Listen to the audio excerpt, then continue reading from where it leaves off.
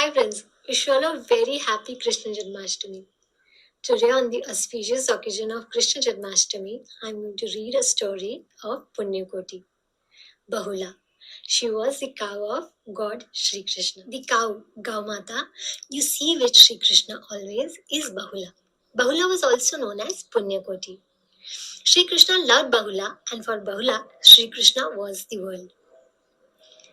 She was generous with her milk and she was very loving and courageous too. She had a little calf who loved to frolic around and come to her from time to time to drink milk.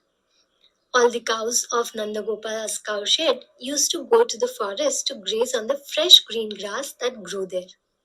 One day, while grazing in the forest, Punyakoti ventured deep into the forest. She lost track of time. A ferocious tiger saw her grazing all alone. She was extremely hungry and was waiting for a prey. The moment he saw Punyakoti, he stepped towards her and jumped on her, catching her by the throat. Punyakoti knew that she would become the food for this ferocious tiger. She was willing to become food for the tiger, but she remembered her little calf and became sad. Very courageously, she spoke to the tiger. Oh, royal tiger, I know you must be eager to tear me apart and eat me, but I have a small request. The tiger was surprised that the cow was so brave, even in her time of death. He said, What is your request? Bahula said, I have a little calf waiting for me in the cowshed. He is waiting to drink my milk and he must be very hungry, just like you.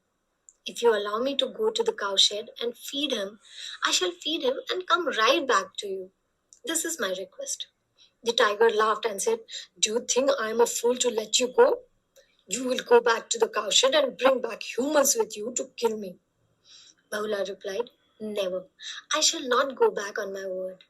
I will feed my calf, request the other cows to look after my calf, and get back to you immediately. Please let me go. The tiger was dying of hunger, but he thought, This cow has an aura of truthfulness around her. Her calf must be as hungry as I am. Poor calf. I'm grown up. I can wait for some more time. He gave permission to Punyakoti to meet her calf and told her, Come back fast, I'll be waiting. Punyakoti ran to her cowshed. There she fed her calf till his stomach was full. All this while she was fondling him and licking him. Then she told him, Beta, I have promised the tiger in the forest that I would become his meal. I cannot go back on my promise. But you stay strong, get along with the other cows in the shed, and become strong, Nandi. I have to leave now. Be generous always. May Sri Krishna bless you.